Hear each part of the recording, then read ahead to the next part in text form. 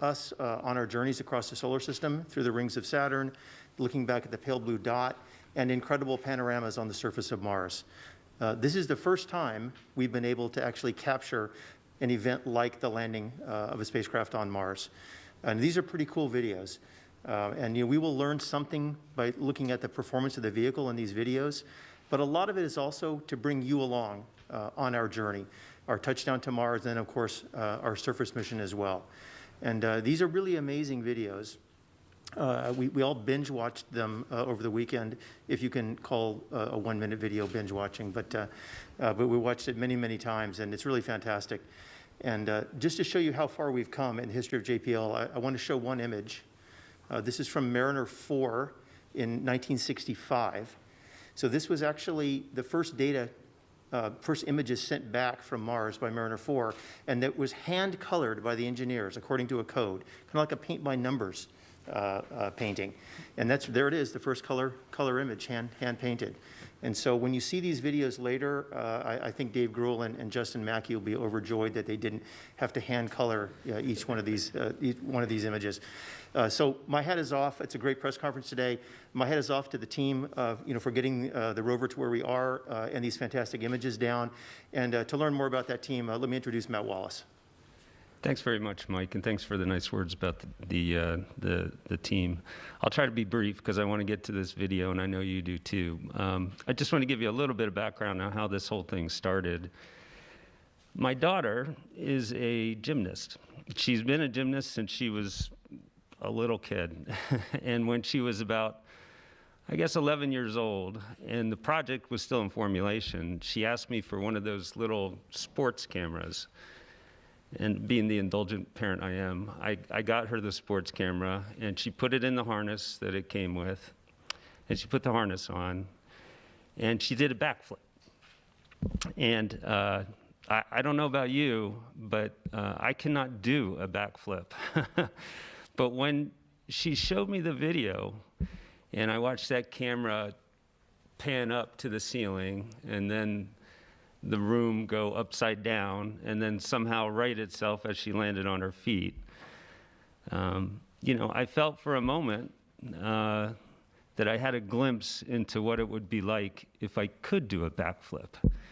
And that was the moment that inspired a phone call to my friend Dave Gruhl over here.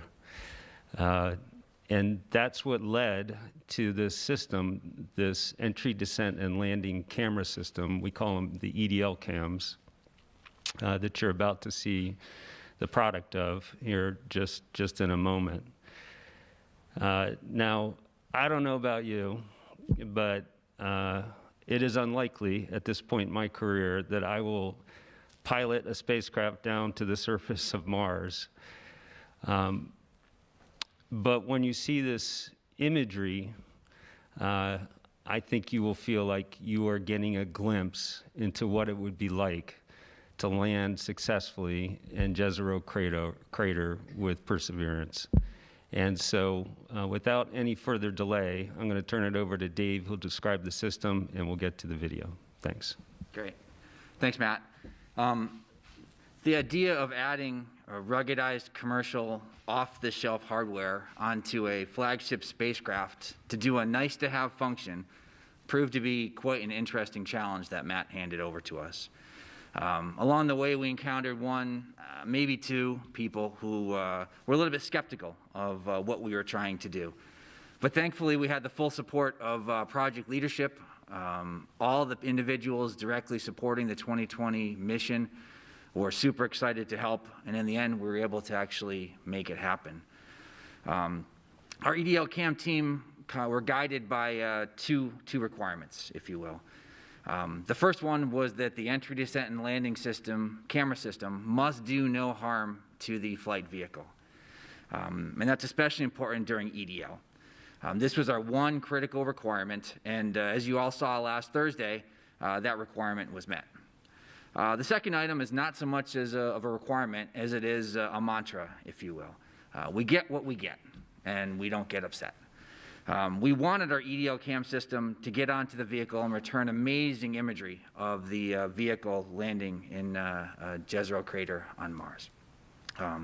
Like every other element on the Mars 2020 spacecraft, individuals worked really hard and went above and beyond to make sure that their piece of the spacecraft did what it was supposed to do and would be successful.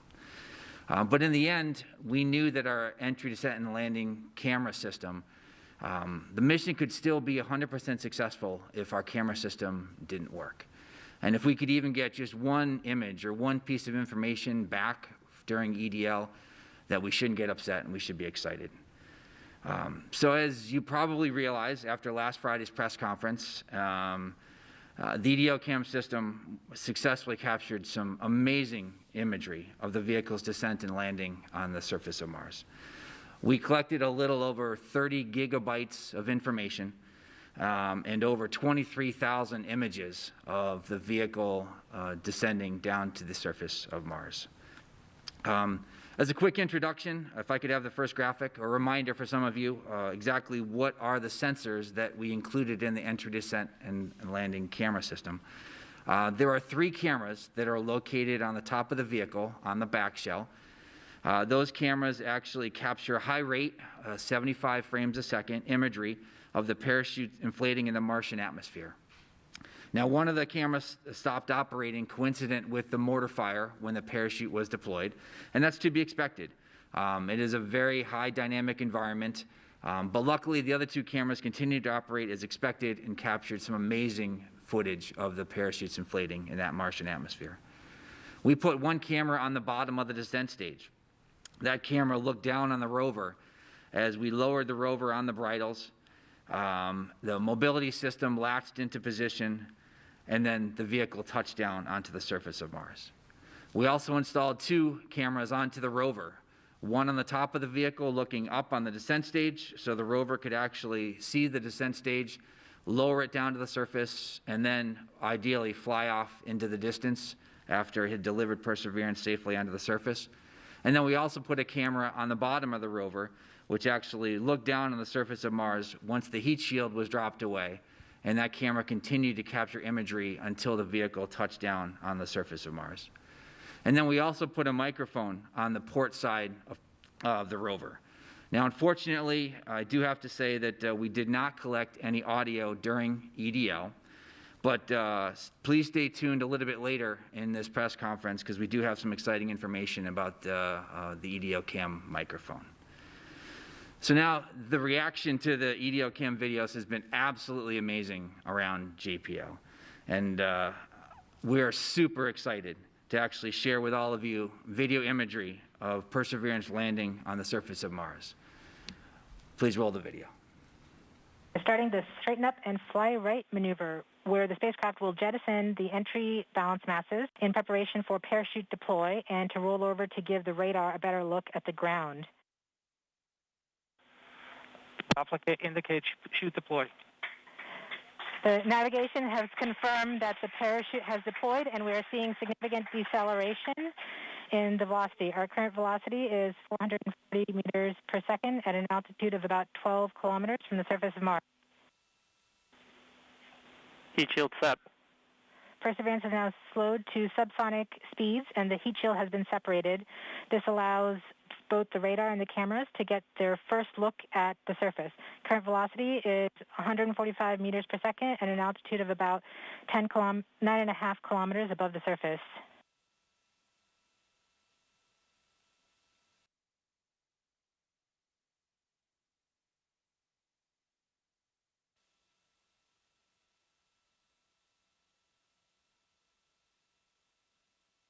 Nav filter converge. Velocity solution 3.3 meters per second. Altitude 7.4 kilometers. Now has radar lock on the ground. Current velocity is about 100 meters per second, 6.6 kilometers above the surface of Mars. Perseverance is continuing to descend on the parachute. We are coming up on the initialization of terrain relative navigation and subsequently the priming of the landing engines. Our current velocity is about 90 meters per second at an altitude of 4.2 kilometers.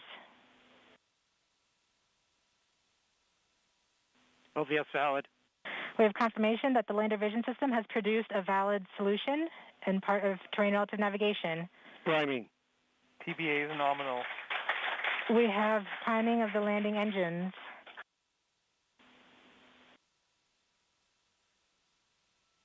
Back shell set. Current velocity is 83 meters per second at about 2.6 kilometers from the surface of Mars. We have confirmation that the back shell has separated. We are currently performing the divert maneuver. Current velocity is about 75 meters per second at an altitude of about a kilometer off the surface of Mars.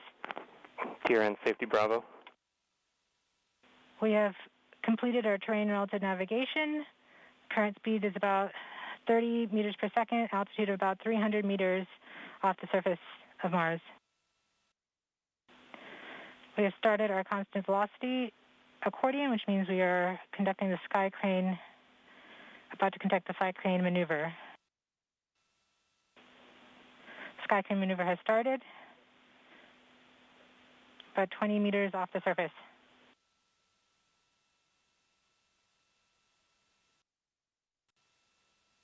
We're getting signals from MRO. Tango Delta. Touchdown confirmed. Perseverance safely on the surface of Mars, ready to begin seeking the signs of past life.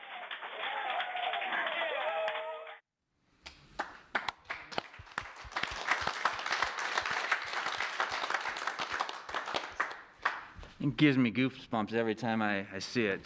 Just amazing. I hope everybody kept their hands and arms inside the vehicle at all times while it was in motion.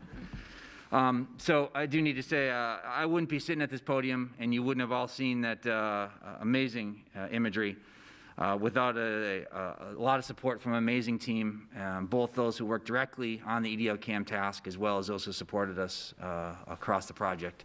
I thank you for everything you've done to get us here today. Just an amazing, amazing accomplishment. So I'm going to turn over to Al. Al is going to be our color analyst. Doesn't have a telestrator, but he's going to actually walk through some of those videos in even more detail and actually show you some just incredible things that you can actually see once you look at those videos over and over. I'm not sure the color commentator is supposed to have as many chills as I do right now and every time I see these videos. But I wanted to add my thanks to the EDL camera team. I mean, these videos and these images are the stuff of our dreams. It's been what we've been dreaming about for years. So thank you so much. Let's see. As Dave mentioned, we'll try to walk through what we see a little bit. We won't take that much time because we could spend literally all day looking at these videos, and some of us have spent all the weekend looking at these videos. But we'll just try to show you some highlights of what we've been seeing and invite you all to continue to look for more things as we kind of see new things every time we look at these videos. So let's start with the parachute upload camera, and let me give you a quick warning to not blink because things go really fast here. You can see that you can get a sense really of how violent that parachute deploy and inflation are. The parachute pack, the parachute is packed so densely that the pack is basically the same density as oak, and it's about 150 pounds. It gets launched out of the spacecraft with a mortar, which is basically a cannon, with a muzzle velocity of around 100 miles an hour. And the spacecraft itself was going about 1,000 miles an hour at this point, going about 1.75 times the speed of sound. So just in case you blinked, let's show you that one more time. You can kind of see that in high speed and then or real time, and then we'll slow it down and take a look at the details. Okay, so let's try to walk through this a bit slower, this time at about quarter speed, and we'll pause at times to point out things we see. So let's start that rolling. Okay, here you can see the pack getting pushed out of there. You can kind of see the pack right in the middle as it's being pushed, and the parachute lid, which is right on top of it, it's kind of that circle to the left of the pack, was on top of the pack. It was there to protect the parachute during entry. It's got some thermal protection system material on it to keep the parachute nice and cool and protected. And the pack is used to push that lid right off the vehicle, given that cannon force. You can also see some of the other things that have popped off of that lid, which is kind of expected given how violent this launch really is. So let's move on from here. So we keep going out here. You can see the pack reach what we call line stretch. So that's as far as it's going to go. It's where the parachute's going to start inflating. That's about 150 feet behind the spacecraft, and it got there in just under 1 second. So this pack is really moving. That's pretty much, as the parachute starts to come out, you can see the pack is rotated about 90 degrees. That's pretty common. We've seen that in some of our testing here on Earth at high altitude as well. So let's keep going and take a look at the inflation. So that inflation really looks textbook. It's nice and symmetric. The parachute opens in only about 7/10 of a second, again, really fast. There's no evidence of tangling of the lines, which is great. There's about 2 miles of lines in the parachute system, so the fact that we don't see any evidence of tangling or any kind of other misbehavior is great news. And I'm sure we'll be studying this video for many, many years and picking it apart frame by frame. And of course, we have a second camera on board as well that recorded this launch and inflation of the parachute. You might notice the pattern that's on the parachute here. Distinct patterns are useful in helping us determine the clocking or orientation of the parachute. Also, the contrasting sections can be useful in tracking different positions of the parachute, different portions of the parachute as it inflates. So it's especially useful when we have multiple cameras, as we do here, and are trying to track features in the parachute inflating. In addition to enabling incredible science, we hope our efforts and our engineering can inspire others. Sometimes we leave messages in our work for others to find for that purpose. So we invite you all to give it a shot and show your work. Let's move on to the Rover downlook camera and take a look at that in a little bit more detail. So if we start that up, you can see the heat shield falling away very nicely and symmetrically. Pausing here, we can take a look at what we see on the heat shield. First, we see the medley components on the heat shield. You can see the electronics box and the gold wires that lead to all the various sensors that measured the aerodynamics and heating during the entry portion of flight. We can also see some white flecks in different places, both on the heat shield and free flying, which are likely frost that accumulated on the heat shield. That heat shield is really, really cold during cruise, so it's not at all unexpected to see some of that frost appearing on the heat shield on the inside. You can also see something we didn't expect to see if you kind of look at the 4 o'clock position on the heat shield or so, towards the middle, somewhere between the middle and the edge. One of the springs that helped push the heat shield off seems to have come loose. It doesn't, it's not much of a big deal, but it's definitely not what we expected. If you look at the other 8 springs, they actually are where they're supposed to be, all around the edge of the heat shield. There's no danger to the spacecraft here, but it's something we didn't expect and something we wouldn't have seen if we didn't have the camera system to show us what was going on. So let's keep rolling here. We can see that the heat shield basically stays in the same orientation as it flies away from us. It'll come back into view in a little bit. But this is great. This is kind of what we expected in terms of the aerodynamics of that heat shield. It doesn't tumble or do something weird that was unexpected in flight. So that's very useful to have this video to show us that. So in the interest of time, let's skip ahead to about 15 seconds before backshell separation. So starting this video here, you can see that the spacecraft is rocking back and forth while hanging under the parachute. This rocking is less than it was earlier in flight, but pretty much what we expect. There, that white flash was backshell separation, and you can see us throttle up and begin our divert maneuver. You can see the vehicle's turned over, so we're actually beginning to fly east. And that's why you can see the delta over there. As it maneuvers eastward to the eventual landing site, it actually passes over the field of view, will pass over the landing site, and then kind of overshoot it a little bit because it's got to stop that horizontal divert that we did. You can see everything's nice and smooth now that the engines are under control, that on-chute parachute rocking is gone. So here we are, slowing down and stopping, and we're coming straight down on our eventual landing site here. You can see that as we really begin to slow down here, you can see the engines as we get lower throttle up there and stop us here. And you can see it beginning to push all that dust around on the ground on the 2 sides. That shaking there is the rover deploying and the mobility during sky crane. And here we are coming down, and that rocking motion of the rover we'll see in other videos. But that settles down right before we hit the ground in a nice, safe, flat spot. There doesn't appear to be too much of concern that's right below us. So that was the rover's view looking down. Let's take a look at the descent stage view looking down as well during that sky crane portion of flight. So here we go. The rover begins to drop away from the descent stage, and that's the first part of mobility deployed. You can kind of see here right before we pause that the mobility kind of shook a little bit in that first deployment. Here you can see the bridles that are hanging down from the top of the picture. Those are what's supporting the weight of the rover below the descent stage. And if you look down toward the left, the bottom part of the image and toward the left, you can see that gold umbilical. That's what's transferring all the information between the rover and the descent stage, including this video. This picture is coming down from the camera up on the descent stage down to the rover through that cord, in addition to other information that's going back and forth.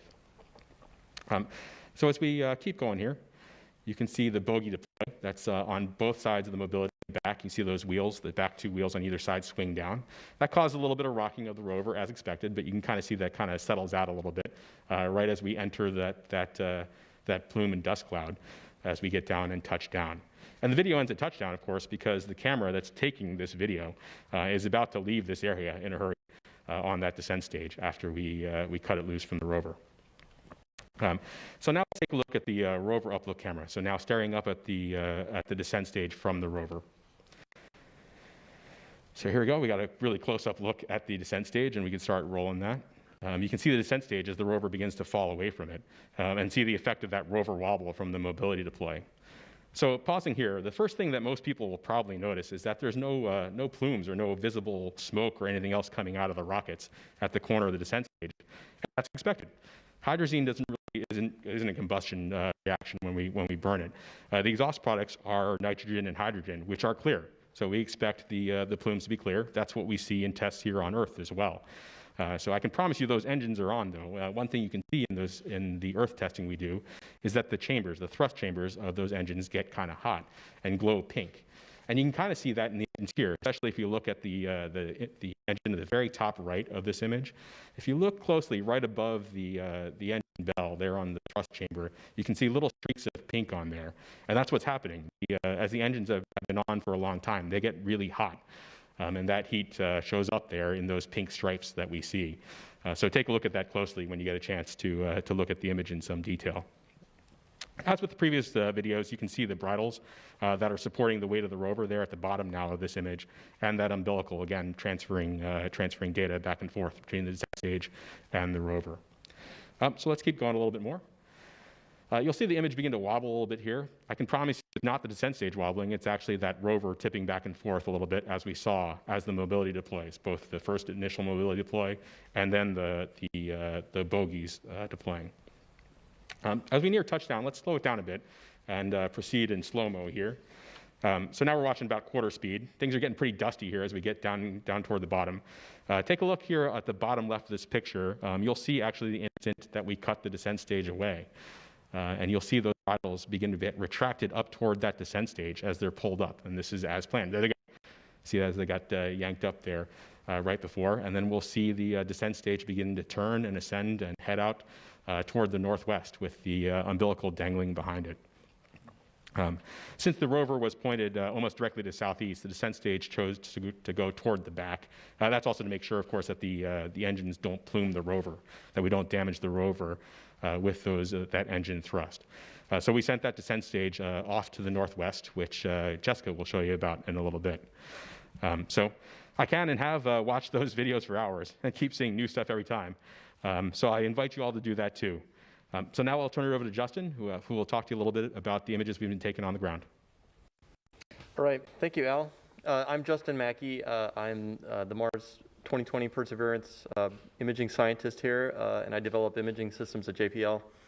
And when Dave asked me to help out with the EDL cam development about 6 years ago, I was really excited about it. I knew it would be challenging and interesting, and even possibly spectacular, but I had no idea that it would be this amazing, and we are so happy and proud, and I just want to thank Dave and Matt for just giving us the leadership and giving us the chance to do this.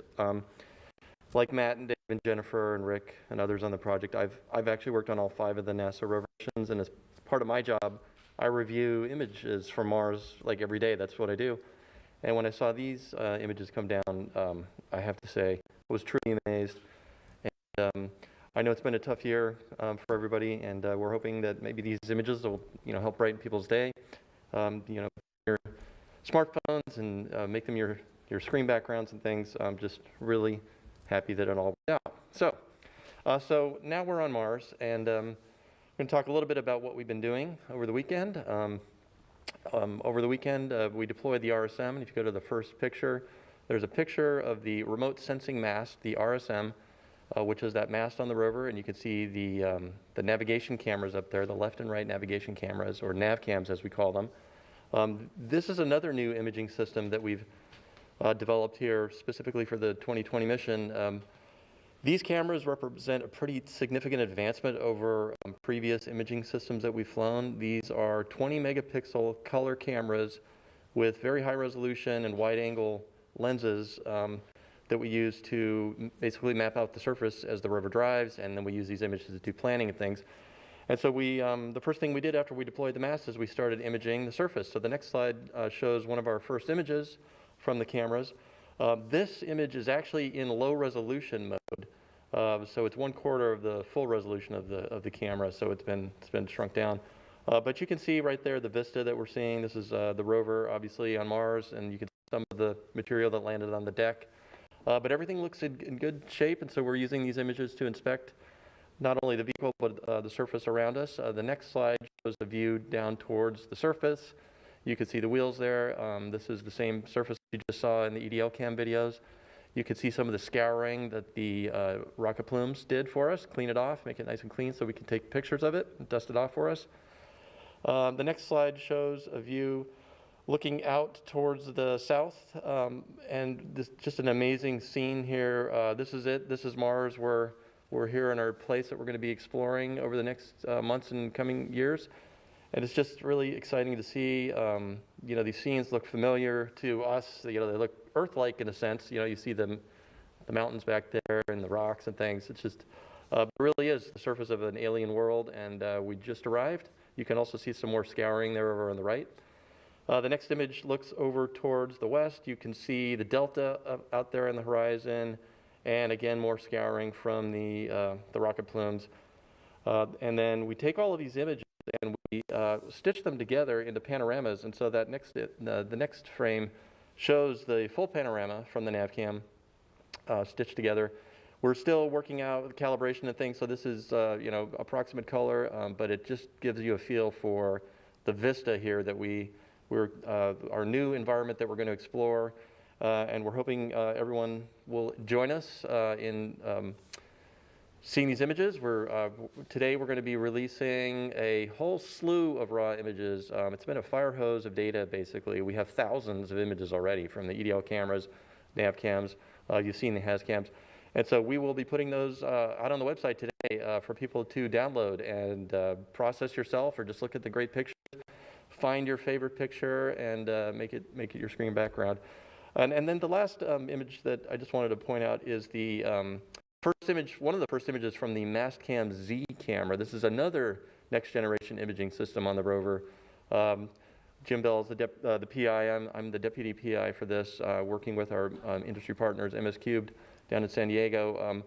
This is just a fantastic imaging system. This is a preview of things to come. This system has a zoom lens on it. That's what the Z stands for. And we are going to get incredibly high resolution photos from this imaging system. I just wanted to point out a few things in this picture. On the far right, you can see those cables where they had been cut in the video that you just saw. So there's kind of a close-up of that. And then just in the middle, to the left of that black instrument, that's the rover upload camera. That's the camera that actually took the video of the sky crane as we were coming down. And then in the bottom of the frame is the Mastcam Z calibration target set. There's two of them. There's the circular one with the shadow post, and then the color chips on the bottom. There's another cal target in the back. That's the SuperCam instrument with our partners from Los Alamos and in France. We're going to be commissioning SuperCam over the next few days. And then finally, just as a teaser, I'll point out that there is a little antenna there to the right on that box, the center right. That is the helicopter antenna. It's a helicopter base station location. And preview of things to come. We're excited about that as well. So with that, I'm going to turn it over to Jessica to talk about latest status. All right, thank you, Justin. I know you can attest firsthand to being in the control room and the excitement that everybody has been experiencing, seeing all these images from the surface. And as they come down, we're immediately sharing them, and everybody clapping and smiles all around. So, great camera suite.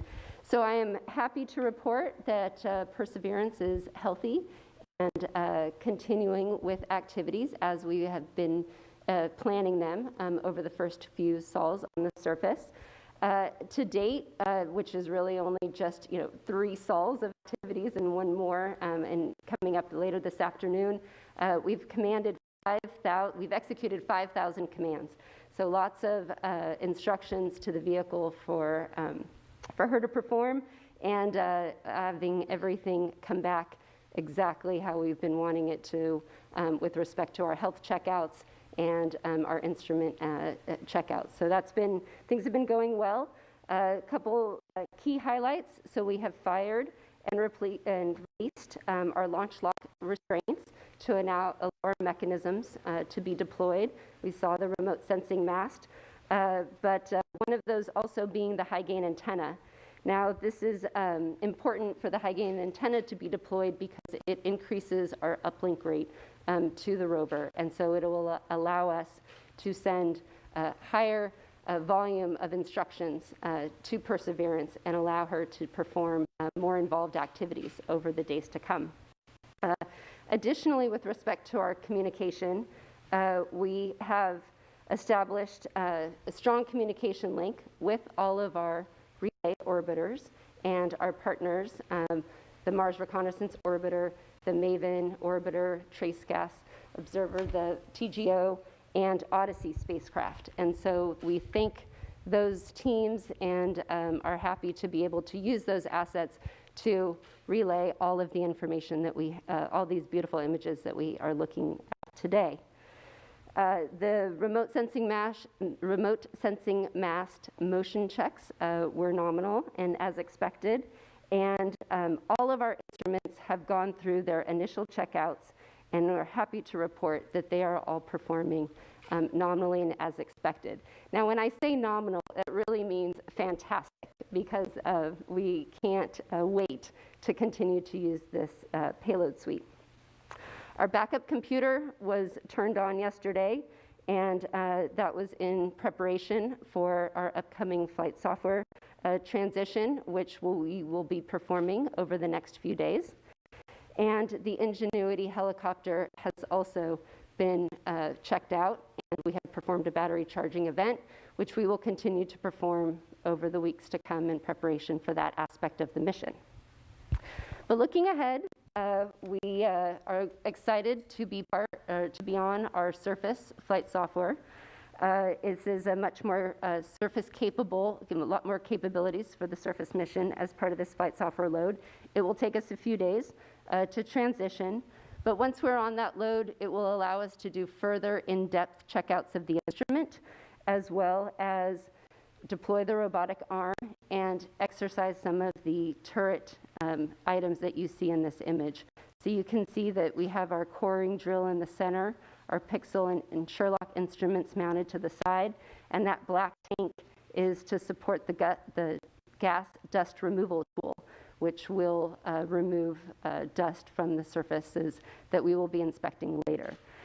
So coming up here, the wheels, if you noticed in the image now, are off to the side. We will be performing a wiggle. We'll straighten those up. We'll do a short drive. And as I mentioned, deploy the robotic arm, and then continue with further in-depth checkouts. So we are very excited to be happily on the surface and exercising our system and looking forward to what's ahead. So going back to our partnership with the larger Mars spacecraft and science teams and community, we're really excited that the MRO spacecraft, Mars Reconnaissance Orbiter, and the HiRISE team was able to find our hardware on the surface of Mars. And so if you see in this image, if the next pop-up, you can see that we have the descent stage, the parachute, and the heat shield all here in this image. With a few stats here, the descent stage is about 700 meters away from where Perseverance is on the surface. Parachute is about 1.2 kilometers, and the heat shield about 1.5 kilometers. And so it's very exciting that we can see all these different components now that we've landed on the surface. And as a special treat, the HiRISE image was able to actually acquire the entry, descent, and landing event from their perspective, and we can never have enough images of this activity, and so this is a fantastic view. But I'm going to send it back to Dave here. He, as part of this suite, we have one more surprise, or one more gift, I'll say, that we've been able to receive from this package. Over to you, Dave. Thanks, Jessica. So I think we probably have overloaded your visual sense for a little bit. So we're going to do something a little bit different, and I'm going to have some fun here for a second, too. So I'm going to get rid of this.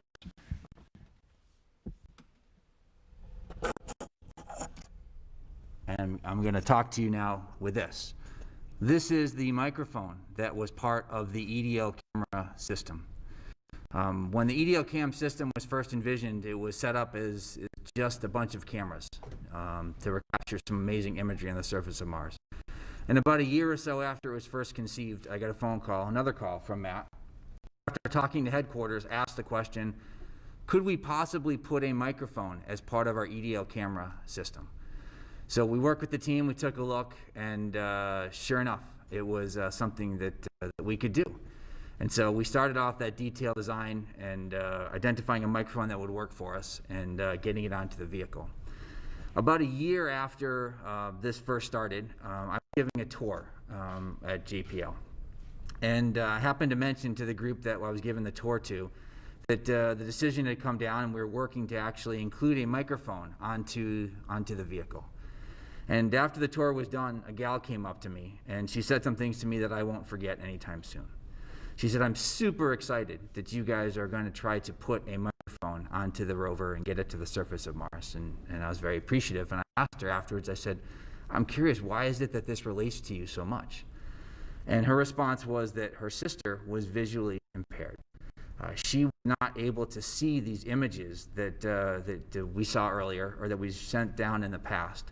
And while she tries to describe them to her, she felt that she just can't quite capture that same sense of amazement that she gets when she gets them visually. And that by actually getting a microphone onto the surface of Mars, the hope was that she'd be able to experience things on Mars the same way that she was when she actually looked at them. And that stuck with me. We continued to work super hard to make sure that this microphone would work. And that's part of the reason we were disappointed why it didn't work when we actually went and did our entry, descent, and landing sequence. I wish I had actually captured that individual's name. I would love to reach out to her now and say, we've done it. I hope your sister is enjoying it. Because what I'm going to show you in a second, or what you're going to hear in a second, is actually the first sounds being recorded from the surface of Mars. So there are two microphones on the Perseverance vehicle. There's this microphone here, which is part of the entry, descent, and landing system. And there's a second microphone that is on the SuperCam instrument. And we're counting on both of these instruments, recording some absolutely amazing sounds from the surface of Mars. So with that, I invite you now to, if you would like to close your eyes and just imagine yourself sitting on the surface of Mars and listening to the surroundings. If I could have the first one, please.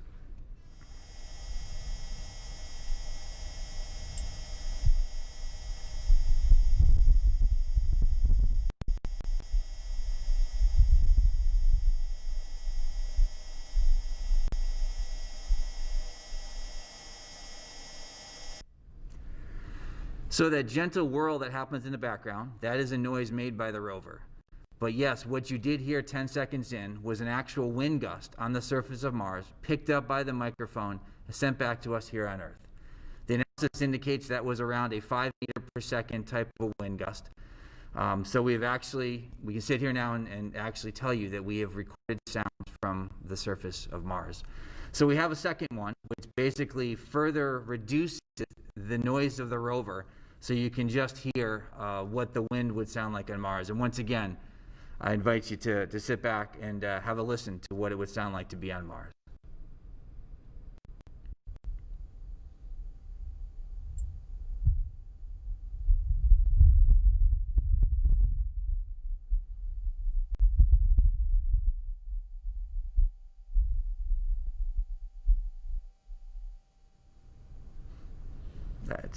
It's cool. It's really neat, overwhelming, if you will. I can't remember what I was going to go and say next.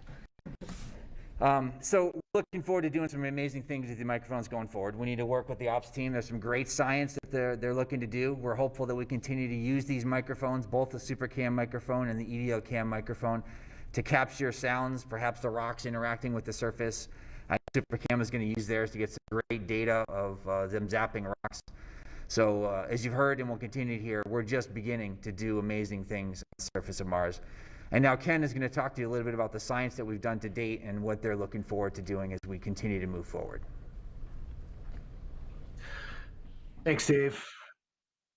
And I'll start by just taking this opportunity to say to Matt, Dave, Al, and everybody else on this fantastic team, thank you for the ride of a lifetime. That is just incredible what we've seen today, and what I'm sure we'll continue to see as the mission unfolds.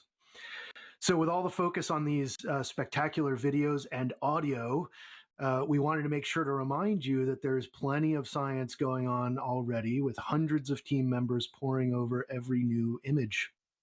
So if we can get the first of those images, as you'll see in this NavCam frame, we start with what may seem like very basic observations: light rocks, dark rocks, holy rocks. That's holy with an E. We use these very generic terms at this early stage until we have more data that allow us to test our hypotheses and make more confident interpretations. Follow along with the mission, and you'll see that this is a theme. As we get closer, our view of Mars continues to resolve and a coherent story emerges. Next image, please. Finally, I just want to briefly point out that we are finding real science value in these EDL-CAM videos. Here you can see a beautiful new perspective on the Jezero Delta. And if we can get the next image, also a new perspective on some of the beautiful stratigraphy around our landing site, which is up near on the far right side of this image. So now, to put all of this in context for us, I'll hand it over to Dr. Thomas Zurbuchen.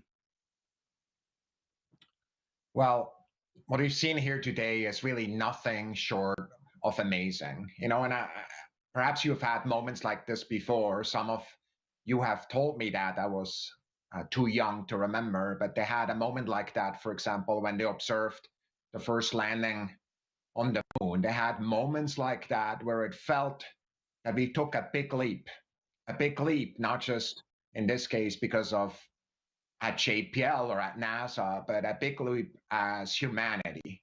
Of course, it's a leap that was enabled by work over decades, and on this mission for close to a decade.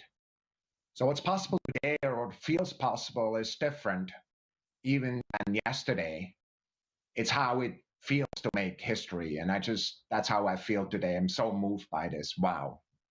The video of Perseverance descent and landing, and the amazing panorama, and the first wide landscape shot of Jezero crater seen with human eyes, and the first Martian sounds are the closest you can get to landing on Mars without putting on a pressure suit. That video, I believe, should become mandatory viewing for young people who not only want to explore other worlds and build spacecraft to take them there, but also want to be part of diverse teams achieving all the audacious goals of our future. At the center of that is a team, and I'll ask for the next image. You should know, I met this team. I see me there in a dark suit next to Dr. Laurie Glaze, the Planetary Division Director, and Al, he just talked to you, is on his knee in there, and that's the entry, descent, and landing team. And we met him just hours before that historic landing. And I love this picture because, of course, the event today demonstrates that the human aspect of exploration. And that is, of course, every reason for what we can do at NASA, and also why we do things. The video and audio images here provided to us are from the surface of Mars, and sometimes we forget if we look at that. Well, Rover shouldn't get all the fun. We want to make sure that all of us on Earth see and feel what it's like to be on Mars and explore other worlds. I'm so excited for the more than 1 million students who joined the Mars Student Challenge, and the many more across the world who will be inspired by these images released today and even yesterday. Their journey is also just the beginning. Just imagine Perseverance sitting on a hill, recording the next Martian landing with a cargo that is basically a rocket, and then the first from another world with samples bound for Earth that are collected by Perseverance now in the near future. Imagine follow the entry, descent, and landing of the first human crew on the planetary surface sometimes in the future. These future historic events, which I'm confident will happen, will be enabled by women and men working in diverse teams. Imagine the goals we can achieve together. So what is possible? Sometimes to address that question, it's good to look back and think where we've come from, just like my friend Mike did earlier. We've been on a journey, both as a human race for quite a while now, and I don't want to show this next image of Sojourner, of the Pathfinder mission, which was designed for 7 souls or Martian days or so, maybe 30, ultimately lasted for 85 Earth days in 1997. I remember that really distinctly. A true Pathfinder indeed. It weighed 23 pounds and returned a surprising amount of data back to Earth and a surprising amount of science for many scientists, I must say. Some people didn't expect quite that much, and that's what happens sometimes too when you innovate, just like we've seen here. We've grown from that seed. Now Perseverance is the size of a small car, and it's ready for us for the next shine leaps. And here's a picture that we're putting up that is one of the many pictures that we're releasing. And of course, it's a picture, one of my absolute favorites, and that's a picture of the sample caching system on there, because it's that sample caching system that will connect this mission to the samples that will bring back to Earth and other historic feed we're working on. This system is on the surface of Mars now. I remember distinctly looking at it before we packed it up from JPL and moved it over. Then, of course, launched it from the top of a rocket. This, my friends, is one of the indelible moments in NASA's history where what we can see and what we can learn and what we can hope for in the future and the extraordinary emotions that makes it feel all of us coming together. That human element will fuel our future at Mars, which is bright indeed. And it will fuel the dreams of a new generation that will return to Mars and also study the samples that we will eventually bring home. I'm so grateful to this team and literally the thousands, both at JPL and within the US and around the world, to all of you who have engaged in this mission. As has been noted, the raw image pipeline is opening up. Please go take a look at these data and play with them, especially those of you, the children and the youth that have signed up to our educational campaign. What can you find in these pictures? And who's going to compose the first piece of music with actual Mars sound?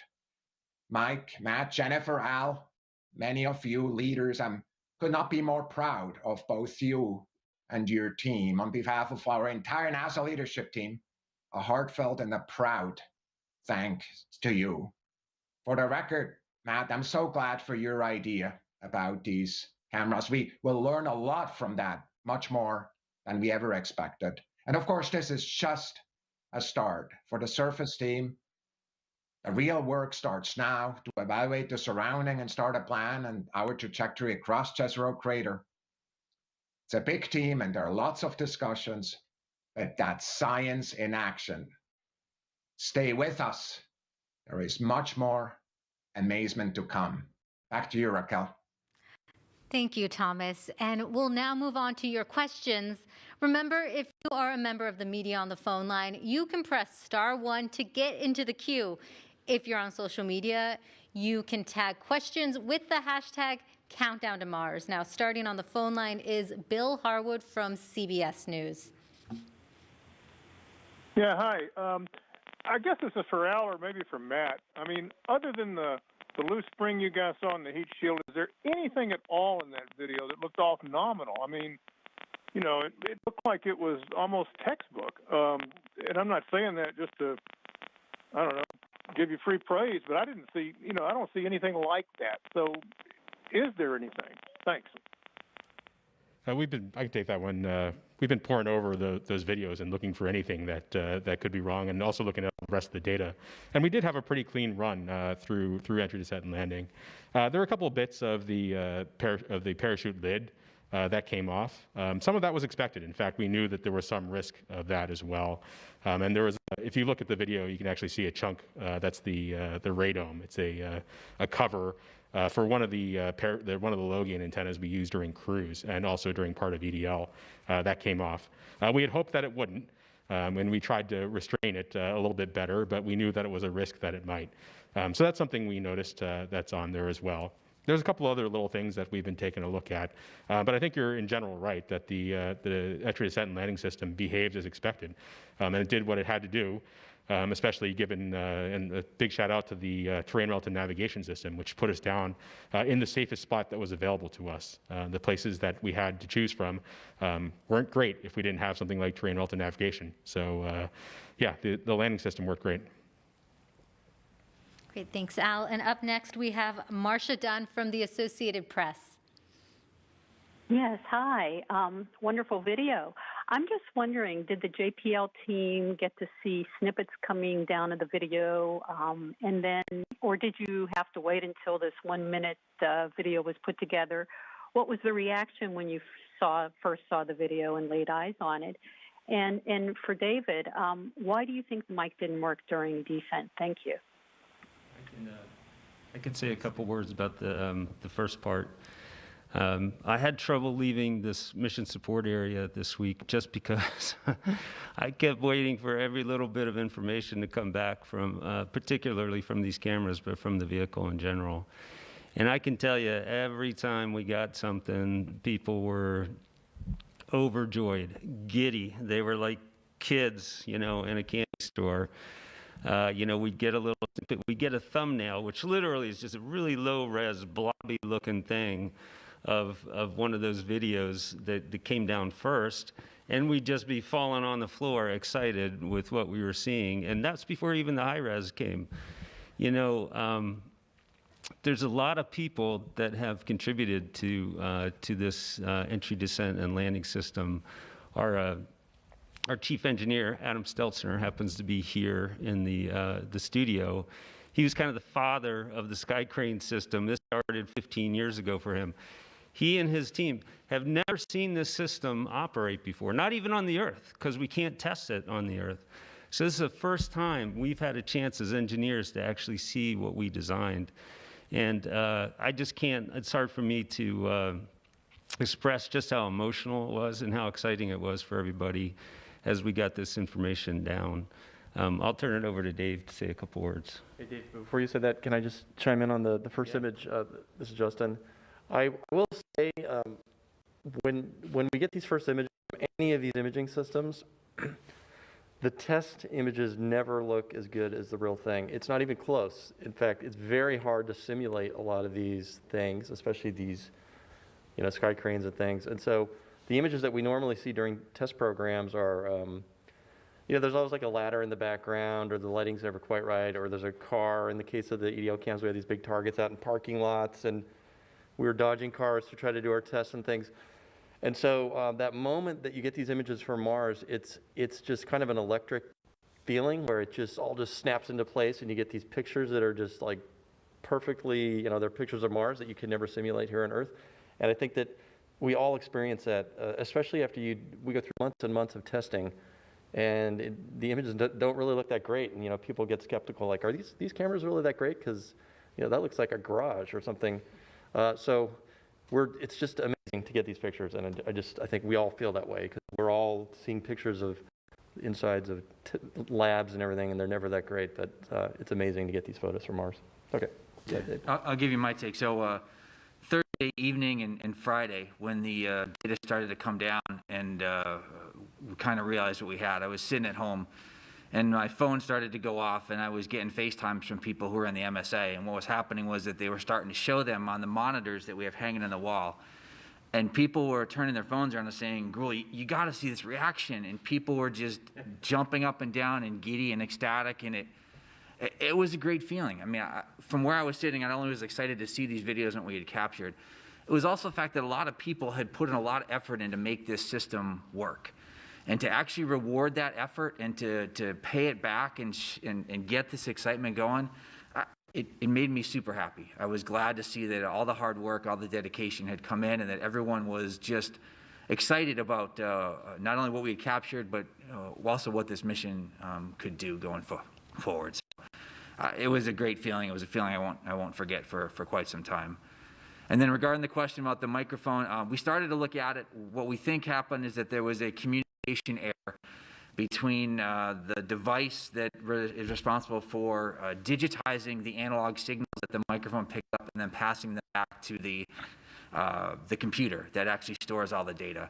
We're not exactly sure why it happened. It could have been a fact that it was just so much data streaming into the system. We tested it, but you know, obviously everything's a little bit different on Mars than we actually have here on the ground. So we were pretty quickly able to determine we didn't think there was a hardware issue with the microphone, which is why we were able to approach the project and get their concurrence to try to turn the microphone on then on that Sol 2 boundary.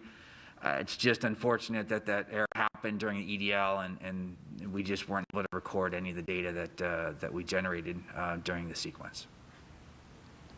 All right, thanks. And up next, we have Chris Davenport from the Washington Post.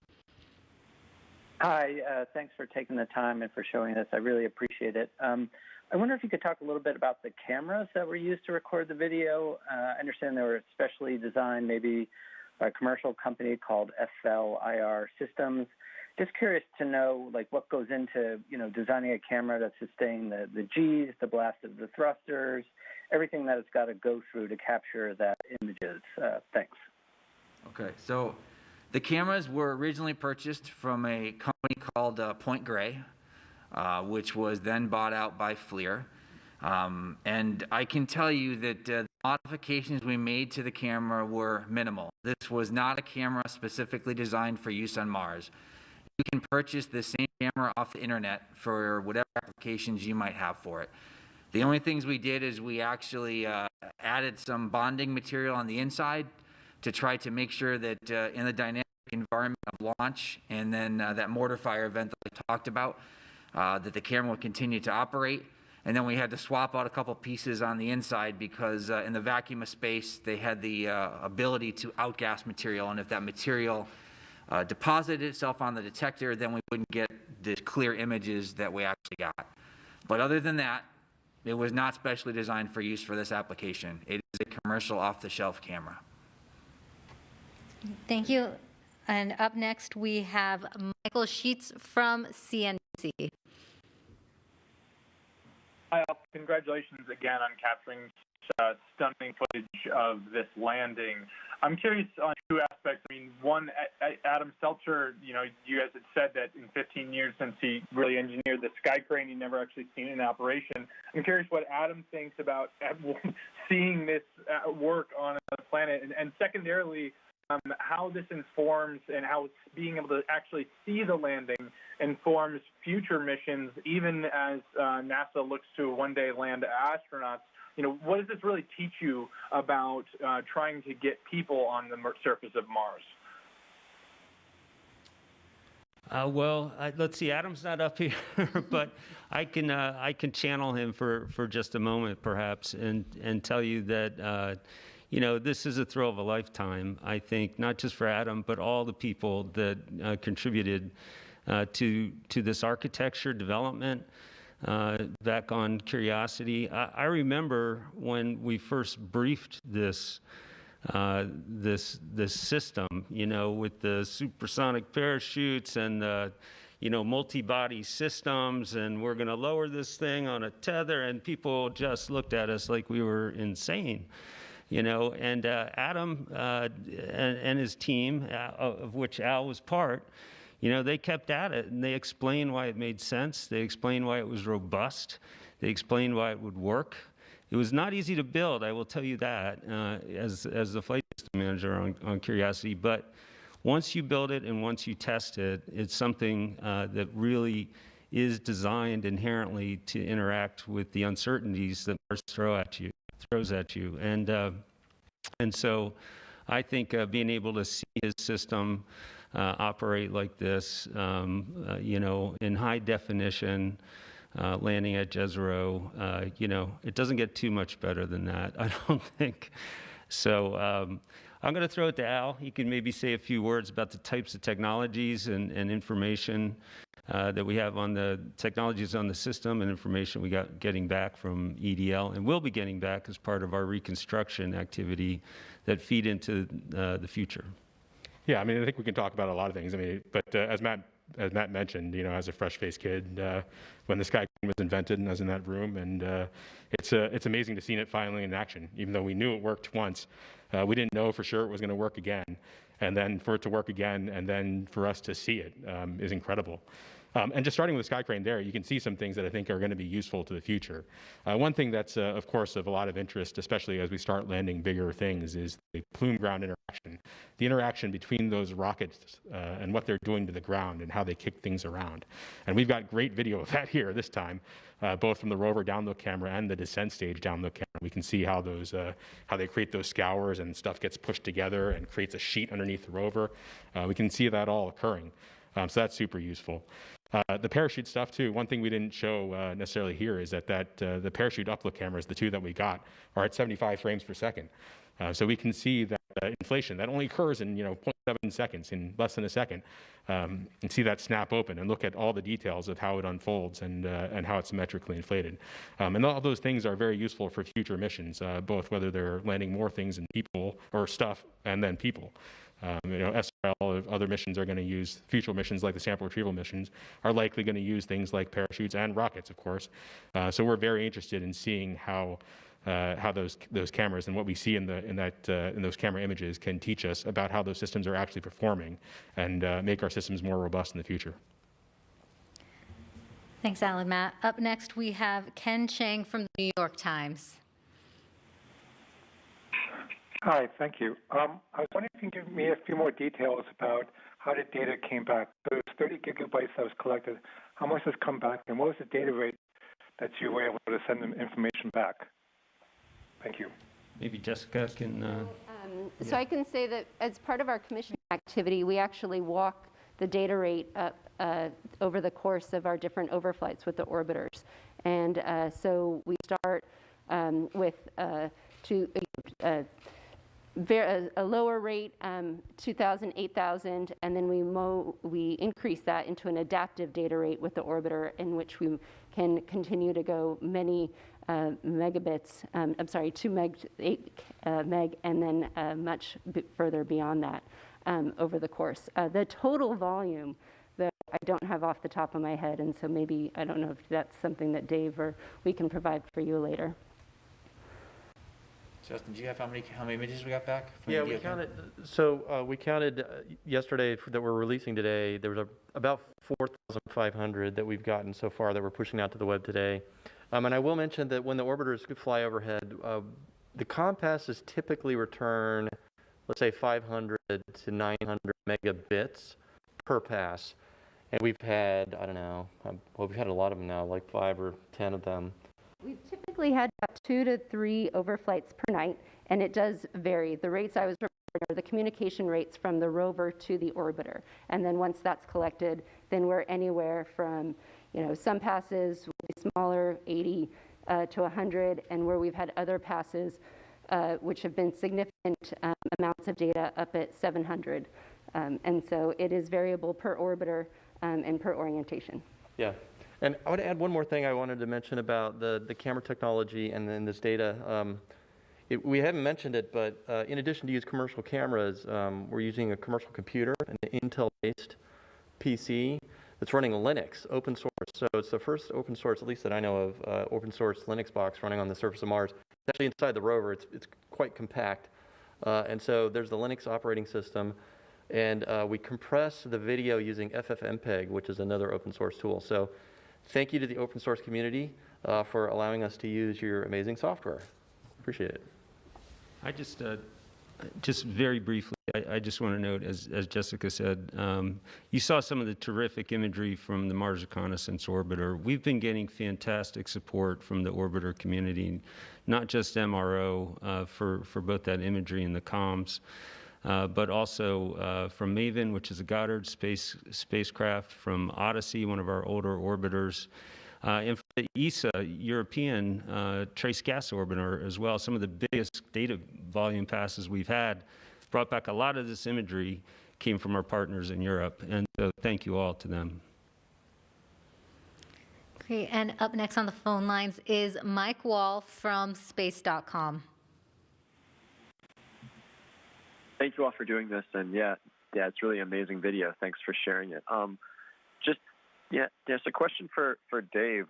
What do you anticipate doing maybe with the EDL mic now that it's up and running? Do you see it having any kind of diagnostic uses during the deployments of the robotic arm and sort of like the instrument checkouts and so forth? What do you see it doing aside from recording Martian wind and the sound of the dirt under the wheels and so on? Thank you.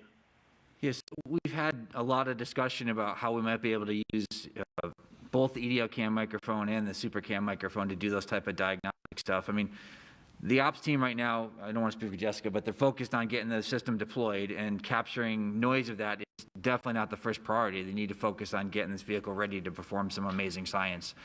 But that doesn't mean in the future we could not sit down and discuss the possibility of capturing audio files of an actuator as it actually spins on the surface of Mars. The noise is an incredible thing that engineers can use to basically detect the health of moving systems, gears and actuators and things like that. And so if we get a snapshot of actuator today, and you can compare over time, do another snapshot, another audio file of that actuator in the future, compare the two and see if there's anything that can be learned in terms of the health of that device.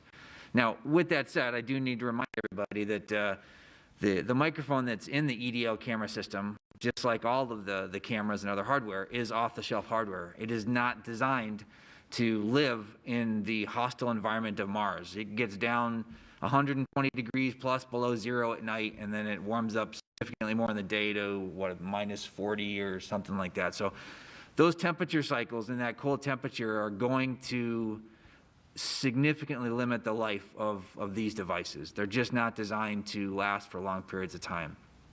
The SuperCam microphone might continue to work. It actually is designed a little bit more for this particular environment. It can last longer. So I think, as you heard, I think Dr. Z mentioned earlier, we're always surprised by how rugged and robust some of our items are, how long they actually last. They continue to operate far longer than we designed them. We've gotten pretty lucky over the last couple of days. Perhaps we'll get lucky and the hardware will continue to operate on the surface of Mars and allow us to do those type of diagnostic things in the future. I don't know, Jeff, you want to add anything more about how you might consider using them? Well, I can say that application was one of the things that we had projected and tested, and wanted to make sure that even though this was a capability that was part of the cruise and entry, descent and landing software package that we're operating right now, we've also carried that capability forward into our surface software. And so, assuming the hardware is good, we're open and ready to use it. Yep, and I will mention to the question, we actually have gotten requests from instrument teams wanting to turn on the microphone to observe their instrument functioning. MOXIE is one of the instruments. It's going to be generating oxygen, has compressors and scroll pumps and things. And they actually want us to use the microphones to do diagnostic acoustic measurements. So I actually think that this might become something that all rovers might want, because everybody knows that when you hear something squeaking, it's diagnostic. Maybe you need to check it out, and it tells you a little bit about how it works. And so we will find out how these get used. It's actually kind of exciting, and we're getting requests from the teams. So we're working to put those into the plan. Well, I'll just say I hope it does survive long enough so that we can hear those wheels crunch over the surface of the planet, because I think we would hear it. And I think it'd be great to hear that big rotary percussive jackhammer drill taking that first sample of a rock on Mars as well. I think we'd hear that also. So I'm hopeful that our little microphone will hang in there for some of those events. Great. And up next is Lisa Grossman from Science News. Hi, thanks for taking my question. The video is amazing, and a lot of it looks a lot like the animations that you've shown before the landing to kind of advertise this. Excuse me. Going forward, how will you distinguish the video that is the real video from the animations to kind of make it clear to people what they're looking at and keep them from getting confused or not be fuel for conspiracy theorists saying we haven't actually done this? I guess I could try to take that one. I mean, I think we should label very clearly which ones are from Mars and not. I think it's clear to a lot of us, but I think you're right, given the way that the animation's been pretty good. You get a sense for how that could be confusing. I think we should label them going forward. Now that we have this kind of video, we should be clear about what's real. What a great problem to have. Exactly. I mean, it's an amazing problem to have. Justin, do you have anything, any thoughts? Yeah, I can attest to it's real. It's actually real. I know because I know the data very well. It's stunning and it's real. And that was our thought too when we first saw it. We're like, wow, this looks like doesn't look real, but it is, and that's what's so amazing about it. And you know, I know I've seen some of the video games are getting pretty good. You know, if second glance you look at a sports game and it looks like it's real, but it's fake. But this is actually real stuff, and that's why it's so exciting. And I actually just want to say, for those of you that want to go watch the videos, personally I like watching like quarter speed or even slower because there's so much detail in there that anyone who's done animations knows that would take a lot of time to do. And it all happened so quickly, and the camera cut everything, and so that's how we know it's real because we know so much about these systems. But there's just so much detail that's one way that you could look at. But yeah, there's one other thing I forgot too. I remember early on MSL when they started coming up with the animation for Curiosity's landing, we had a discussion about the plumes actually coming out of the descent stage, and the fact that they were clear and that you wouldn't see them in real life, like you don't see them in the Rover upload camera. But we thought that it would be that people would be expecting to see them in the animation, so they took some artistic license in putting them there. So here I can tell you now that hopefully our future animations will show the right thing and show the clear plumes like you see in the real video. Yeah, and the same comment for the exquisite detail on the rover. If you actually look at every cal target's in place, every little twist, every tie, cable tie, they're all there. In the animations, you usually don't have that. When you get down to that level of detail, at least now you typically don't, because a lot of the things happen kind of last minute, and as the rover's getting built and people slap things on and they're not in the drawing, so the animators don't pick it up. And that's another thing that's amazing about this video. Every single detail is in there, so encourage people to look at it. It's fun. Yeah. Thanks, Justin. It really is some beautiful detail. Now we have a social media question to take.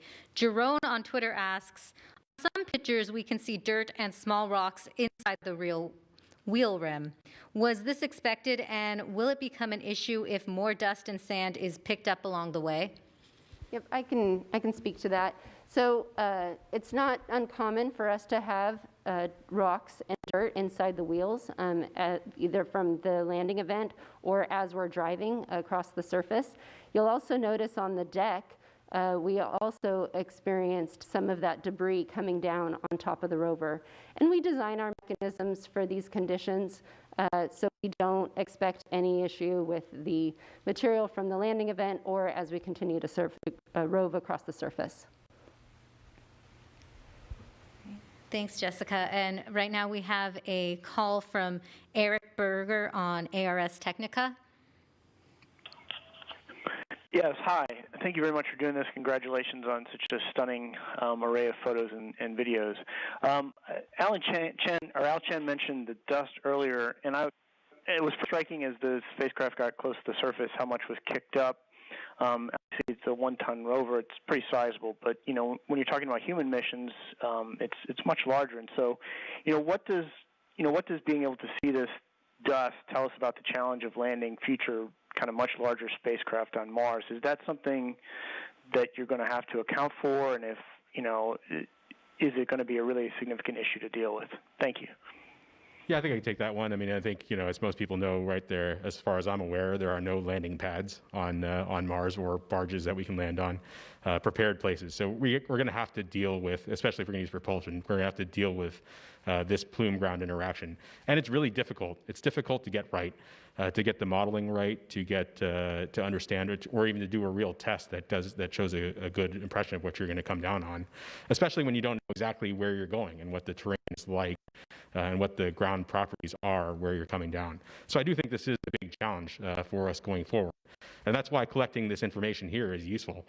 We can certainly begin to see how it actually behaved in real life and see how things began to move and what those scours are like. And then we have a vehicle that'll tell us what the ground that we happened to land on was like, and we know how we were commanding those engines and where they were pointed.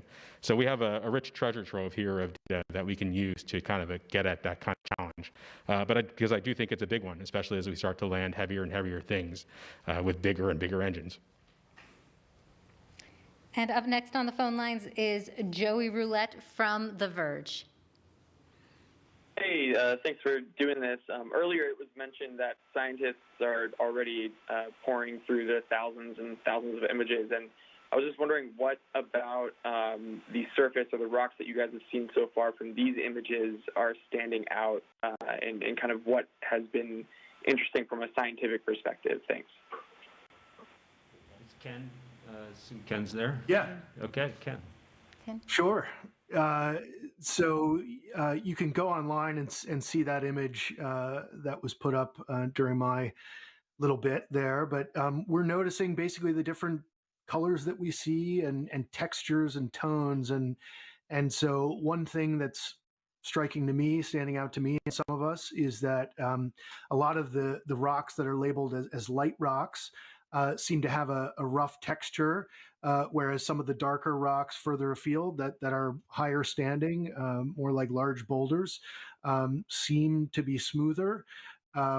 That can mean something about the grain size and the potentially the composition of the rocks themselves. One of the things we're noting as the resolution gets better is that these light rocks closer to the foreground may actually be kind of dark on the inside, and that the light tone we see may be largely due to dust covering, and where the rocks stand up a bit higher and have less dust, they tend to appear dark. So a lot of, new patterns are emerging. And then, of course, one of the most exciting and interesting things are these, what we call the holy rocks, that are, in some cases right under our wheels, and these smaller cobbles that are right around the rover.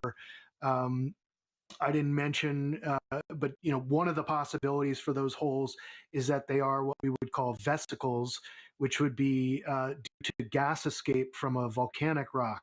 We're not calling them vesicles at this point because it's important for us to stay open to the different possible interpretations and not get locked in yet on limited data.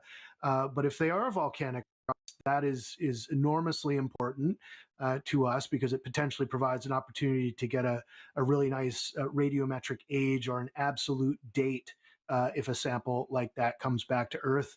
But then again, if you go back to images from many previous Mars missions, rovers and otherwise, you'll see that wind abrasion can cause those sorts of holes in all different types of rocks. So just a few of the thoughts that are emerging, and then of course we're starting to get views of the Delta Front now, which just have us, on cloud nine, looking at some of the targets further afield that we're excited to explore. Great. Thanks, Ken. We have another phone line question. Mark Zastro from Astronomy Magazine. Hi, thanks for taking my question. I guess this is a question for Al, and I was just wondering if you could speak to the performance of the landing vision system, if you've gotten a chance to dive into that, how the range figure and terrain relative navigation really performed, and just sort of what it was thinking, how it was making its decisions as it descended. And then when you look at its performance and its accuracy, how do you judge it? And can you see that improvement over Curiosity?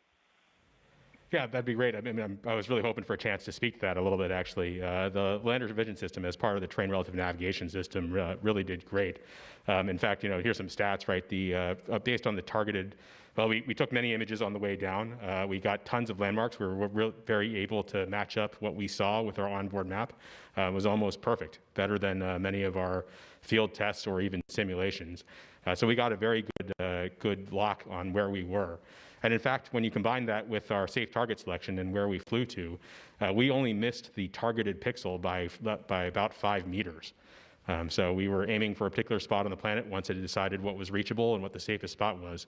And given how well the lander vision system performed and our system in flying us there, we only missed by 5 meters. So that was really great. I mean, I think we've really showed that this system can do what we wanted it to do in helping us figure out where to go and go to a safe spot.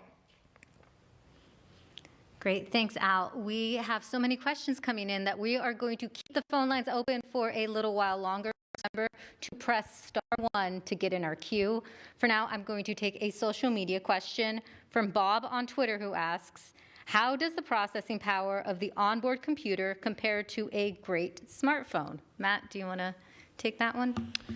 Yeah, sure. That's a good question. You know, in the space business, we have to build things that we know are gonna work. And space is a pretty hostile environment, and the surface of Mars is even worse with the temperature swings, which we were talking about. You know, you need systems that are capable of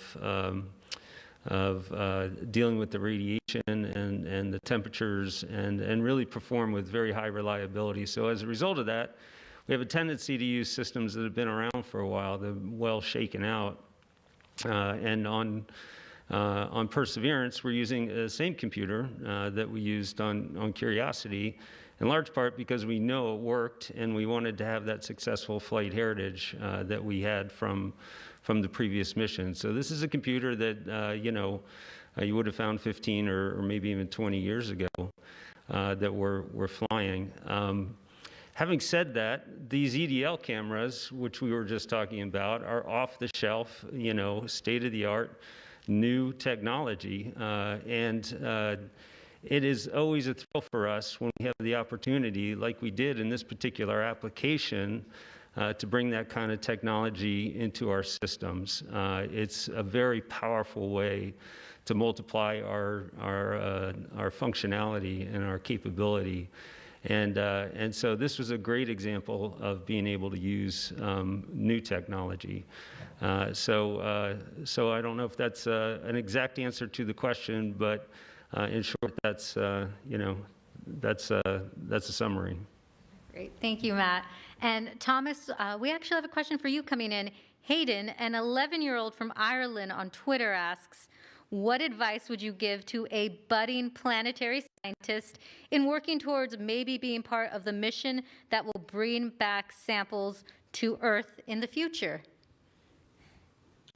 Well, I'm so glad for that question. I think about that a lot. And the advice I would give is, first of all, that's exactly the right time to get into that career. For Hayden, that now there could not be a better time to join that career. Even if you started 10 years earlier, or, you know, in 10 years, now is the time to start that. The advice I would give is, look, go really start playing with data right away. Kind of, I mean, yes, go to school. You know, the teachers that are there are your best allies going forward. You know, eventually, probably you'll be perhaps at the university or at an advanced school, but go to school, do that. But the other thing I want to just give you advice on, Hayden, is, you know, we're putting all these data out. Be your own researcher, learn how to do that, kind of go play with it. That's what research is so much about, and find others who are just excited as you are. And I'm sure soon enough we'll have you on our teams in the future. That's some great advice. Thank you, Thomas. And up next we have on the phone lines Alexandra Witz from Nature magazine. Great, thanks very much. I'm not quite sure who to address this to, but I wanted to ask about InSight and whether InSight had heard Perseverance landing. So I'm not sure anybody up here has the latest information. Do you, Al? Have you heard anything new? Just heard from other folks on the team. I'm not sure if this is official or not, but that they hadn't seen much yet. I think we'd have to check, to be honest, to be sure we got the right answer. So. Great, thank you. And then another phone line question from Jackie Goddard from the Times of London. Hello, congratulations everyone. One of the most common questions that I get from readers who aren't generally a scientific audience but regular folks is, what is the point of spending all this money to go to another planet and explore it? And sometimes that's not even a question, it's a statement. There are cynics out there. Can you say why we explore, and how does humanity benefit from you finding out what you find out and doing what you do? Thank you. Give everyone who wants to answer time to answer. I can, or Thomas, did you want to? Thomas might want to comment. Yeah, why don't I get started and turn it over to you, Matt? Is that okay if I start? Matt, you good with that? Yeah, that'd be great. So frankly, I'm thinking about this question all the time. Why do we explore? And of course, when we do that at NASA, I just want to let everybody know that if you look at how much money we're spending on each planet and the exploration of each planet, of course, the majority, the money the planet we're spending most money on, of course, is the Earth, the place where we live, where our friends live, where our history is, and where our future is going to be. And so we're not confused about the importance, and just as excited about the amazing future of what exploration is going forward. Exploration for us, though, is broader than just what is useful right now. And the reason we're so convinced that that is important is, first of all, the questions that have driven humanity, important questions, truly historic questions, in so many ways are what we're really about. Addressing those is what we're really about as humans. We want to be sure, as we look at our contributions of our generations, that we really move forward what we know, and how also really affect how we think about ourselves. And that so often comes through research. There's a second reason, though. It's truly secondary, but I'm going to mention it anyway. So often, and surprisingly, the results and the technologies that we're building for the very questions that are really driven by fundamental science questions are extremely useful. And I just want to remind you that perhaps today, whoever asked that question is driving around in a car with a GPS system built for an entirely different purpose and looked at the weather forecast, which of course was not anticipated when in fact we built the first Earth satellite. So yes, we want to focus on the immediate needs today, and it's really important, but it's so critical for us as a species to look forward and explore. Matthew? Thanks, Thomas. I think you said it really well. You know, I've been landing things on Mars now for 25 plus years. And so I've had a chance to go out and talk to a lot of different people. And it's not unusual when somebody asks this question. And I used to, have a long list of reasons. And there are a good long list of reasons. But fundamentally, I've come to the conclusion that in some ways it's kind of a moot question, because how can we not explore?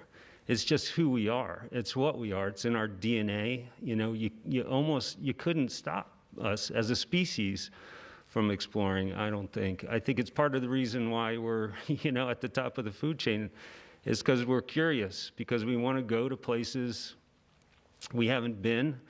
We want to answer questions we don't know the answer to. Sometimes we want to find the questions we don't even know need to be asked.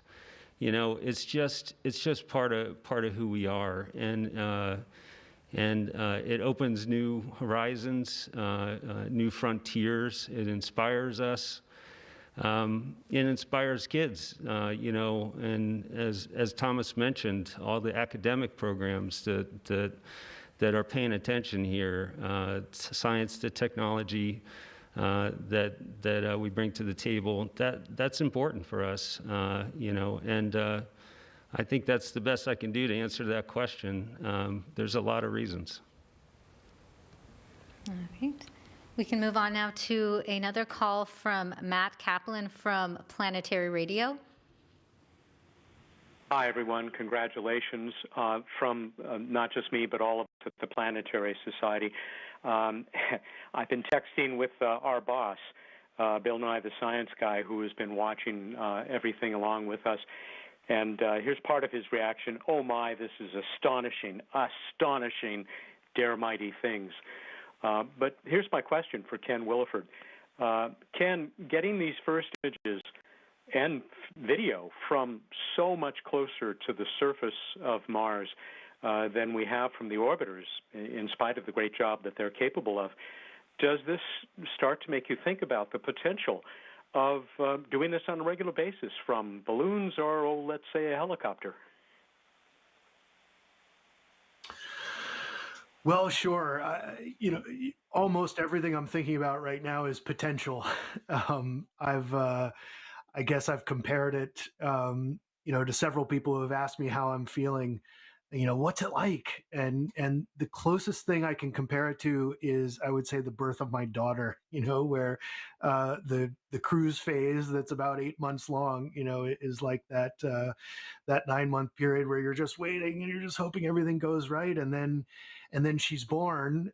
In this case, we're on the surface, and it's real, and the potential is astounding. I mean, I was just Katie Stack and I were just texting last night as we got some new images down, and we're just, we're so excited, like kids, just looking at every picture and seeing so many new things and having so many new ideas and new questions are appearing.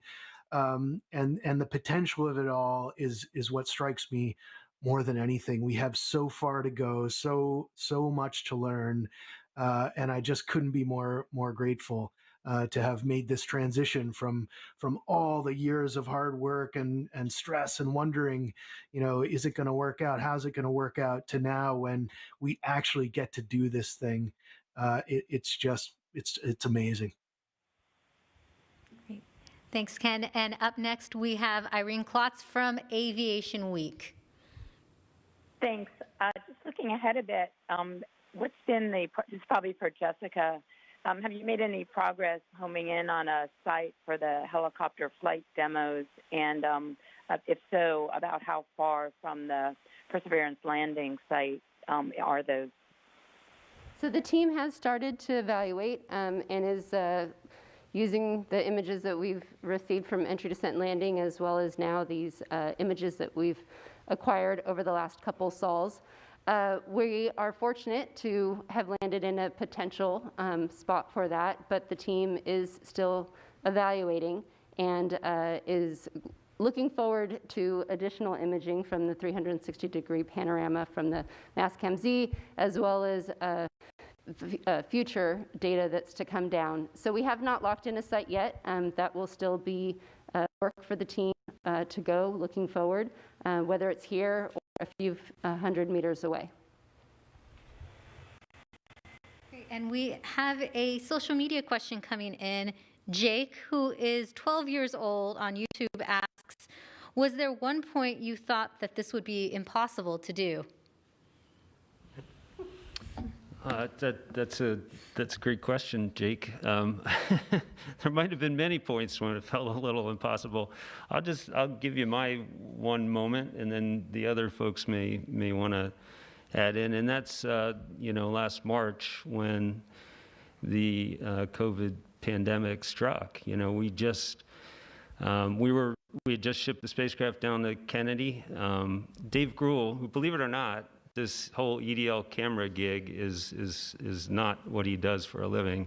He was our assembly, test, and launch operations manager, and he, along with his deputy, Art Thompson, were responsible for assembling the flight spacecraft, testing it, and getting it down to the launch pad for launch. That's actually what he did for a day job. So the pandemic struck about a year ago, and Dave and I and Art and others we're just constantly on the phone trying to figure out how to react to it and how to respond to it.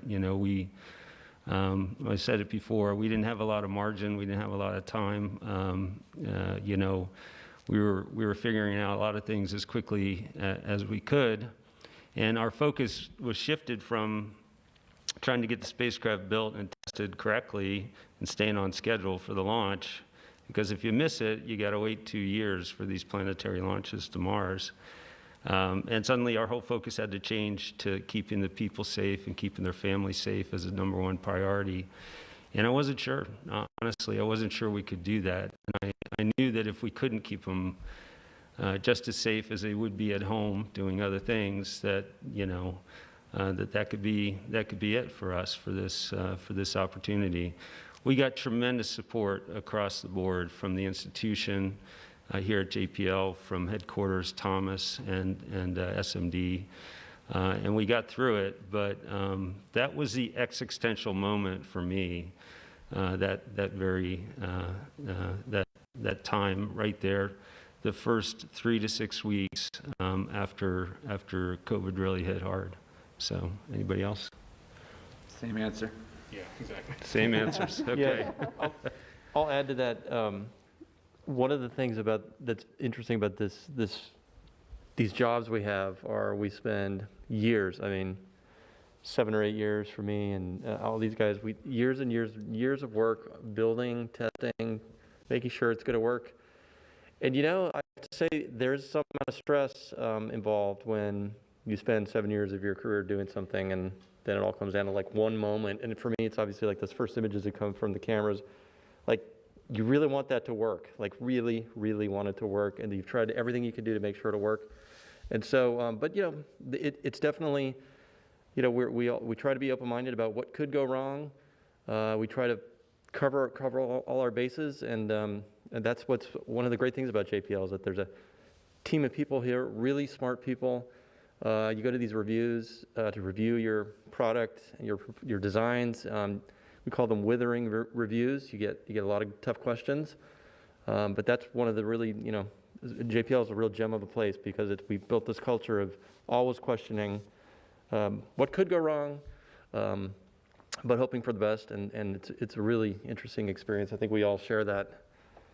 Yep, I will agree. I think we invite the feedback from each other and our reviewers to make sure that we are thinking about all the things that we need to think about and pushing ourselves to meet those challenges. And of course you want it all to work, but there are some things that you worry that you didn't think about. But as a community and as a collective and as a team, we use each other to help make sure that we're covering those bases. I mean, the team really did persevere, and we are here today. Up next is Leo Enright from Irish Television. Thanks very much, Raquel. I just realized there's no doubt about it. 12-year-olds definitely ask the best questions. But if you'll forgive me for going geeky on this, could somebody talk to the traversability of Canyon de Chelly now that you've seen these amazing pictures? Do you think that you can just simply turn around the rover and head directly west-northwest, possibly right past the descent stage? Or realistically, are you going to have to go to the northeast, around Olympic, and then to Chamanfoya? I'm sorry for being geeky, but it's kind of a serious question. Can you move quickly? So I'll comment and I'll let Ken comment also. We have spent, as we do in our development program, as we were mentioning, a lot of time in different conditions to evaluate the performance of our system. And one of the things that we did on this mission compared to other missions was to enhance that traversability capability with enhanced autonomous navigation and as well as processing while we're driving, so to increase our drive rates. Now, we have many more images still to assess in terms of evaluating our path forward, but I'll let Ken speak to maybe some of the areas that we are interested in pursuing. And what's really great is that we work together with the science and engineering team to evaluate those paths and what sort of terrain is the best for our system. Good. Yeah, so it's a great question, and it's our major focus right now on the science team is answering exactly that question. What are we going to do? What do we want to do? Where do we want to go?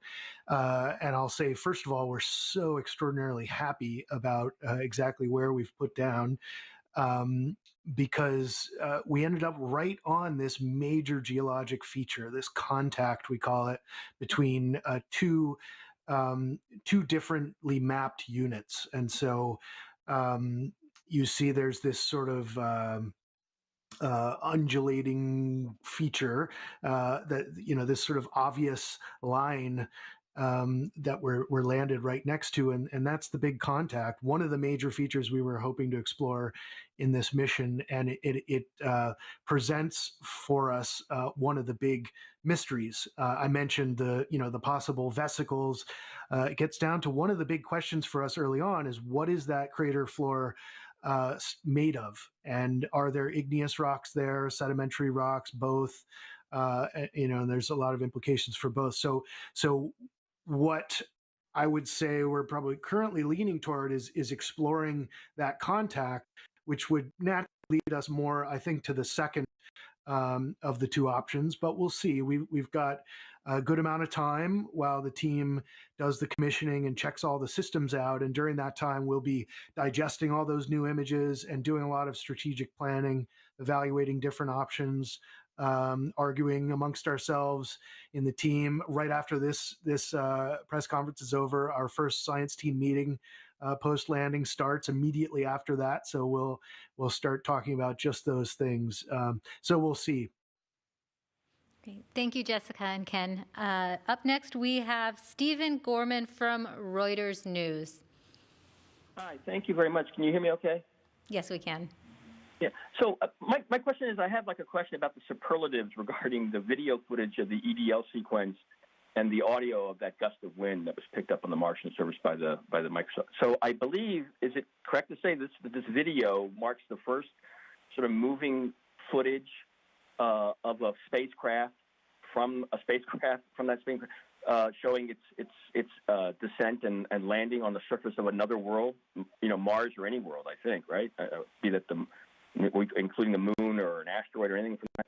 And then secondly, is this the first sound recording ever made on Mars or any celestial object other than Earth, or just the first one that was made that's been played back on Earth? I was wondering if you could just clarify that.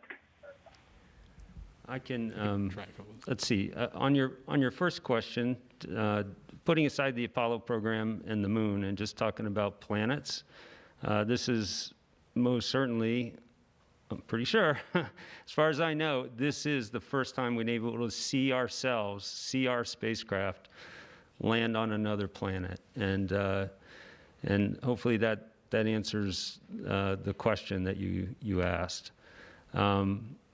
As far as sound, I'm not sure anybody else has any more information, but again, as to the best of my knowledge, this is the first planetary sound that's been recorded. So, yeah, go ahead, Justin. I can add to that. In terms of sound, the InSight lander has a seismometer on it, and they did measure seismic signals that were acoustically driven and then rendered that as audio. So that could be potentially another one. But in terms of imaging and doing video, MSL did have a descent imager that did video, 3.5 frames per second, so it was a little slower. And that was the Marte instrument. We've also done time-lapse of deployments of things on InSight. We deployed a seismometer and we do time-lapse video. Mars Pathfinder, we did time-lapse video of the rover driving down onto the surface. But then again, it's time-lapse, so seconds in between frames. So you've probably seen those. They're all out on the internet, the rover movies. I worked on that as a postdoc, actually. But this is definitely the best video of any of them. So I think we can at least say that pretty definitively. It's a whole nother level of capabilities that we now have. So that's Great. Well, that is all the time we have for questions today. Thank you so much to our panelists. We unfortunately can't answer all the media questions on there. For those with additional questions, please call JPL's Digital News and Media Office. Our social media team will continue to answer questions online, and we have a Reddit AMA with Perseverance team members starting at 1 p.m. Pacific time today. Now, to see the raw images of Mars, visit mars.nasa.gov/mars2020/multimedia/raw-images. For more updates on the mission, visit nasa.gov/perseverance and mars.nasa.gov/perseverance. And you can also follow us on social media using @NASA Persevere. I'm Raquel Villanueva. Thanks for watching.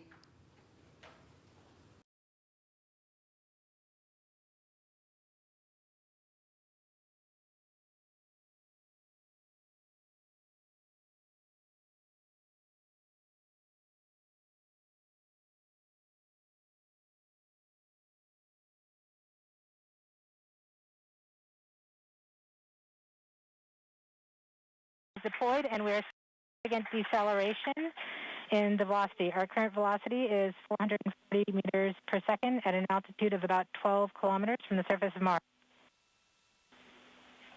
Heat shield set. Perseverance is now slowed to subsonic speeds, and the heat shield has been separated. This allows both the radar and the cameras to get their first look at the surface. Current velocity is 145 meters per second at an altitude of about 9.5 kilometers above the surface.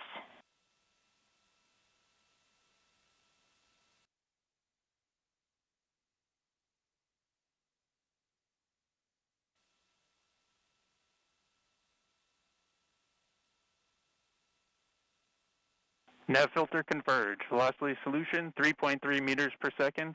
Altitude 7.4 kilometers. Now has radar lock on the ground. Current velocity is about 100 meters per second, 6.6 kilometers above the surface of Mars. Perseverance is continuing to descend on the parachute. We are coming up on the initialization of terrain relative navigation and subsequently the priming of the landing engines. Our current velocity is about 90 meters per second at an altitude of 4.2 kilometers. OVS valid. We have confirmation that the lander vision system has produced a valid solution and part of terrain relative navigation. Priming. TBA is nominal. We have priming of the landing engines.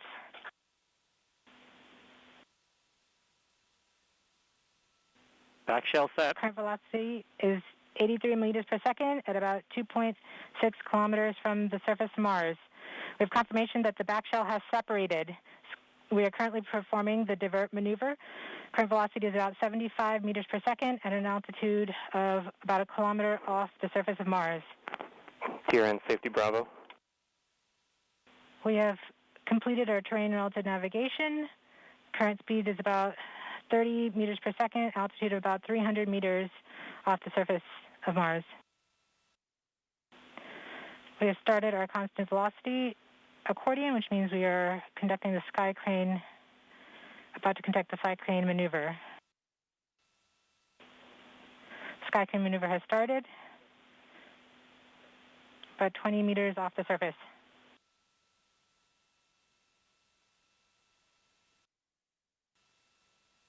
We're getting signals from MRO. Tango Delta. Touchdown confirmed. Perseverance safely on the surface of Mars, ready to begin seeking the sands of past life.